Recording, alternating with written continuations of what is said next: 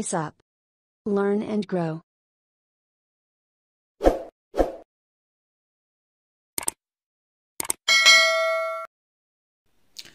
Hello friends, welcome to my channel pace up.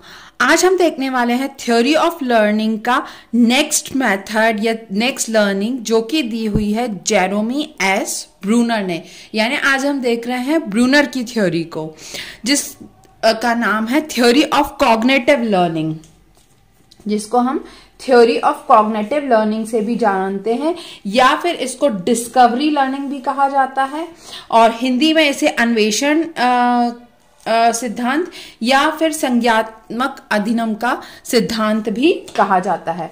तो किसने दिया है इसको? जेरोमी एस ब्रूनर ने दिया हुआ है संज्ञात्मक अधिगम का सिद्धांत, या फिर इसे डिस्कवरी लर्निंग या अन्वेषण सिद्धांत या संरचना सिद्धांत भी कहा जाता है।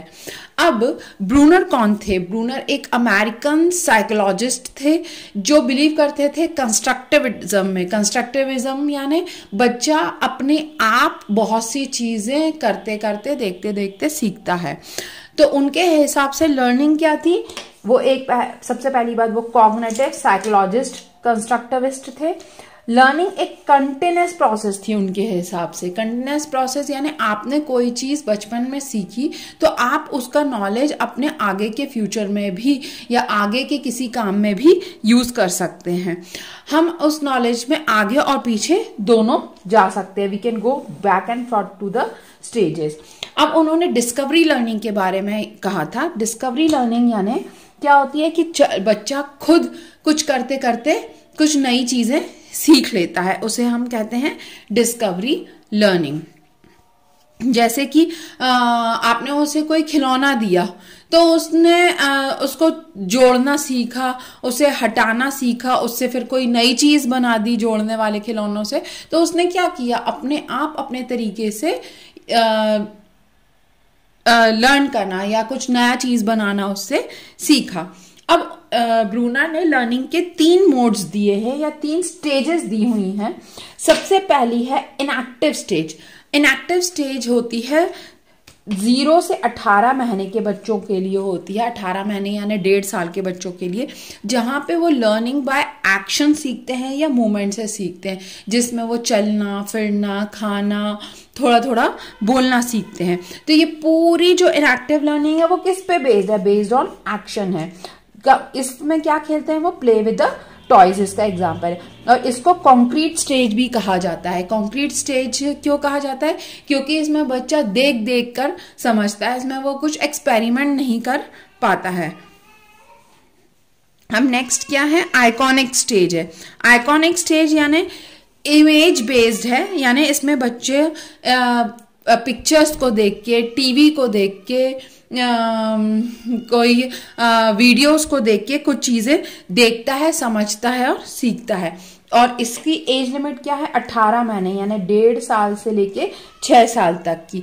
इसको पिक्टोरियल स्टेज भी कहा जाता है, क्योंकि हम इसमें विजुअल रिप्रेजेंटेशन से यानी पिक्चर से किसी को दिखाते हैं, मिलवाते हैं या कोई चीजें सिखाते हैं। जैसे कि बच्चे को दिखाया जाता है कि ये कैट है, मान लो आपने फोटो में दिखा दी, फिर डॉग दिखा दिया, फिर कोई ट्री दिखा दिया, मैंगो दिखा दिया, तो वो पिक्टोरियल यानी पिक्चर्स को देख देख के सीखता है। अब सबसे इम्पॉर्टेंट और नेक्स्ट स्टेज जो आती है वो सिंबॉलिक स्टेज है। सिंबॉलिक स्टेज क्या होती है? लैंग्वेज बेस्ड होती है। लैंग्वेज बेस्ड मतलब 7 साल से ऊपर के लिए होती है, 7 से और 7 अबव से।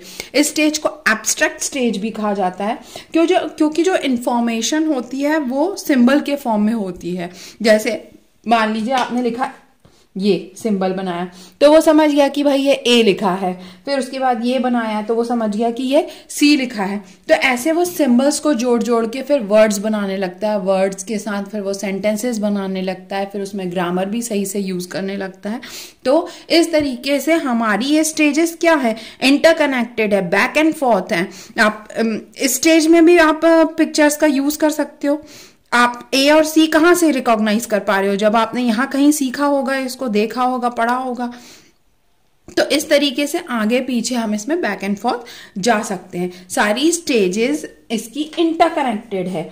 And use knowledge of previous stage in the next stage. ये बहुत इंपॉर्टेंट पॉइंट है कि आप प्रीवियस स्टेज से नॉलेज लेकर अपने नेक्स्ट स्टेज में भी उसको आगे बढ़ा सकते हैं। अब ब्रूनर ने अब इसमें ये समझाते हुए दो चीज़ों के बारे में जिक्र किया कि एक तो स्पाइरल करिकुलम और एक स्कैफोल्डिंग। अब ये जो स्पाइरल करिकुलम है वो क्या चीज है? स्पाइरल करिकुलम मतलब सरल से कठिन की तरफ जाना, मीन्स सिंपल टू कॉम्प्लेक्स जाना, अपना प्रीवियस नॉलेज यूज करना, मूविंग टू कॉम्प्लेक्स। स्पाइरल कैसी होती है? जो स्प्रिंग कैसी होती है? सिंगल से यूज होती है लेकिन फिर बीच में गोल गोल गोल गोल गोल गोल गोल गोल घूमती जाती है। तो इसका एक एग्जाम्पल मैं आपको देती हूँ कि आपने छोटी क्लास में पढ़ा कि ये 3 लाइनें मिलकर क्या बनती हैं? ट्रायंगल बनती हैं, ठीक है। फिर आपने नेक्स्ट स्टेप में पढ़ा इसके टाइप्स क्या होते हैं कि भाई एक इक्विलेटरल ट्रायंगल होता है, एक आइसोसेलेस होता है, एक स्केलिन होता है। फिर आपने और ज्यादा आगे जाके पढ़ा कि भाई इसमें एंगल्स होते हैं, इसमें वर्टाइसेस होती हैं, इसके साइड्स होते हैं। फिर उसके बाद आपने प्रूफ करना भी सीख लिया कि ये एंगल साइड एंगल से प्रूफ हो रहा है। तो इस तरीके से आपने स्टेप बाय स्टेप किया। यानी ऐसा तो नहीं कि आपने इस ट्रायंगल का यूज नहीं किया जो सबसे बेसिक था, उसी से तो आगे बढ़े ना। तो ये क्या हो गया? कॉम्प्लिकेटेड होता गया, आप इसकी डेप्थ में जाते गए। तो revise by increasing greater depth, आप इसकी डीपली आप उसका नॉलेज लेने लगे। अब नेक्स्ट जो हमारा पार्ट है वो है स्कैफोल्डिंग। ये इंडिविजुअली भी ये क्वेश्चन पूछा जाता है शॉर्ट नोट्स में कि व्हाट इज स्कैफोल्डिंग या scaffold, right short note on scaffolding. Scaffolding जिसको हिंदी में हम मचान कहते हैं, बहुत इजी सा कंसेप्ट है। इसको दिया ब्रूनर ने था 1947 में, लेकिन इसको यूज किया वाइगोस्की ने अपनी थ्योरी में। वाइगोस्की की जो थ्योरी है उसमें भी मैंने इसको एक्सप्लेन किया हुआ है। इसमें जो चाइल्ड होता है वो अपने किसी की मदद से कुछ सीखता है। Child learn more when he gets help from the adult participation. यानी बच्चा खुद से तो कर ही रहा है, लेकिन अगर उसको किसी और की मदद मिल जाएगी तो वो और जल्दी से और बेहतर तरीके से सीख पाएगा। एक छोटा सा एग्जांपल देती हूँ कि एक छोटा बच्चा है, वो खड़ा होना सीख रहा है। तो वो अब खड़ा कैसे हो रहा है? खड़ा होता है और गिर जाता है, या कोई चीज पकड़ के खड़ा रहता है और अगर वो छोड़ता है तो गिर जाता है। लेकिन अगर उसका कोई बड़ा भाई बहन माँ बाप उसका हाथ पकड़ के उसको धीरे धीरे धीरे धीरे धीरे चलवाते हैं तो वो थोड़ी जल्दी चलना सीख लेता है और बिना पकड़े भी चलने लगता है। तो ये एक स्कैफोल्डिंग का बहुत ही बेसिक एग्जाम्पल है। इसी तरीके से आप कोई भी पढ़ाई में, कोई भी चीज़ में अगर किसी की हेल्प मिल जाती है तो बच्चा बहुत अच्छे से करने लगता है।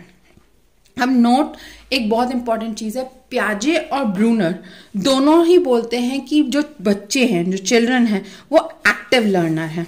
दोनों ही ये बोलते हैं कि वो एक्टिव लर्नर है, लेकिन ब्रूनर कहते हैं कि जो लर्निंग है वो कंटिन्यूस डेवलपमेंट है। कंटिन्यूस डेवलपमेंट में यानी फर्स्ट स्टेज में आपने ABCD सीखी, फिर नेक्स्ट स्टेप में आपने वर्ड्स बनाना सीखा, फिर नेक्स्ट स्टेप में आपने सेंटेंस बनाना सीखा और इस तरह आपकी लर्निंग चलती गई। तो एक ये स्मूथ कर्व आता है उनका ब्रूनर का।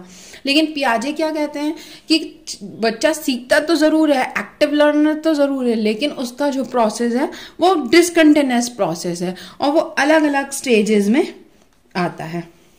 इसलिए इनका जो कर्व है वो एक स्ट्रेट लाइन की तरह मिलता है। अगर हम इसकी जो ग्राफ पूरा कंप्लीट करें तो वह एक स्ट्रेट लाइन की तरह मिलता है। तो इस तरीके से अपना टॉपिक कंप्लीट होता है ब्रूनर्स थ्योरी का। मैंने जहां तक हो सका सारे पॉइंट्स कवर करने की कोशिश की है। स्टिल अगर आपको लगता है कि कोई पॉइंट कवर करने के लिए रह गया है तो आप मुझे मेल कर सकते हैं badkulshweta@gmail.com पर, या आप मुझे कमेंट सेक्शन में कमेंट कर सकते हैं। वीडियो पसंद आया हो तो लाइक करें, शेयर करें, सब्सक्राइब करें।